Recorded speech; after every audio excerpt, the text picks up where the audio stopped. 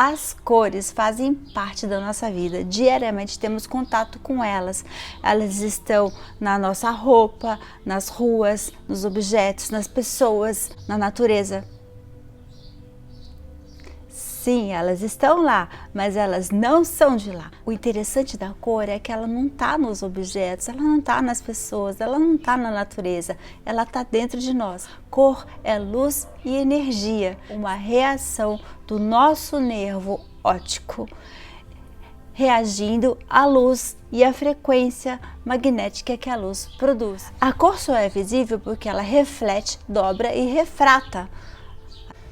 Estão vendo o canudo aqui? Ele parece quebrado, porque a refração na água dá essa impressão. Ou seja, a cor está dentro de nós e é por isso que existem o grupo dos daltônicos, que para eles o mundo é de outra cor. O objeto muda de cor, é por isso que o objeto de dia tem uma cor e à noite tem outra cor. Quer dizer que o mundo é sem cor? Já que as cores estão dentro de nós, ela é uma reação do nosso olho, ela é um fenômeno fisiológico e não físico, e por isso individual. Isso quer dizer que o meu azul e o seu azul são diferentes? Hoje o canal Arte no Mundo vai contar um pouquinho dessa história. Então aproveita enquanto roda essa vinheta aí, clica aqui embaixo no inscreva-se, vem com a gente.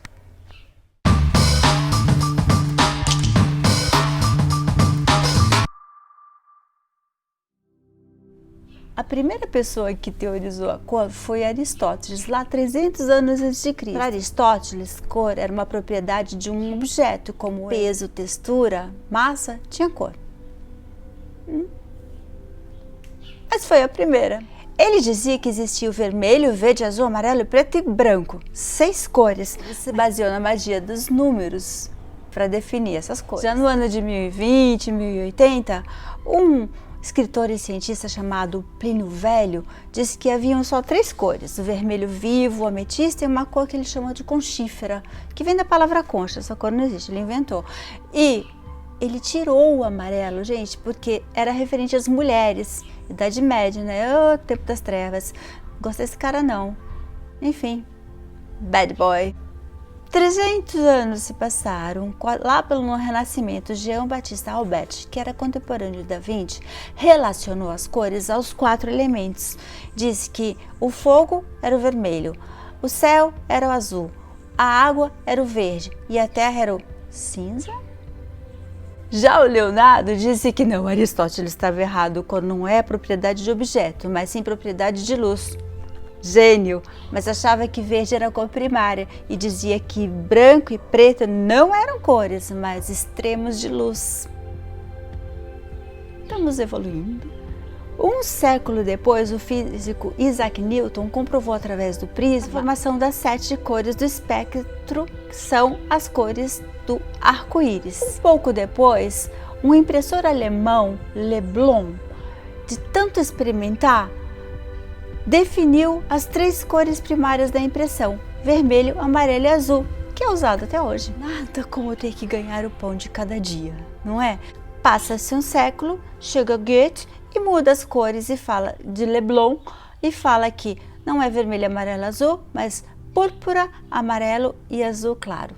Mas ele observou a retenção de cor na retina, a tendência do olho humano em ver cores complementares nas bordas e que objetos brancos parecem maiores do que objetos pretos. Essa todo mundo sabe, aquele pretinho básico que emagrece, não é? Foi Goethe que categorizou as cores em físicas, fisiológicas e químicas. Pontinho para ele. Por 1800, um físico inglês, Thomas Young, disse que o olho podia ver as 3 cores primárias e que todas as outras eram interpretação do cérebro. Entre 1800 e 1900, Johannes Itten mostra como são formadas as cores primárias, secundárias e terciárias. Sobre cor, tem muita coisa para falar. Hoje foi a história da cor, como que ela foi sendo teorizada. Então, um fala, outros desfalam, chegamos à cor, tudo bem. Espero que vocês não tenham ficado tristes de saber que não existe cor lá fora e sim aqui dentro. Mas no nosso próximo vídeo nós vamos falar um tema muito interessante, porque a maioria dessas pessoas que fez a história da cor A maioria delas, tirando Aristóteles, eram místicos, e esse é o tema de um vídeo que nós vamos fazer. Um próximo, o misticismo na cor. Adoro! Espero que vocês tenham gostado desse vídeo. Deixa aquele joinha, clica aqui no inscreva-se e até uma próxima. Tchau, tchau!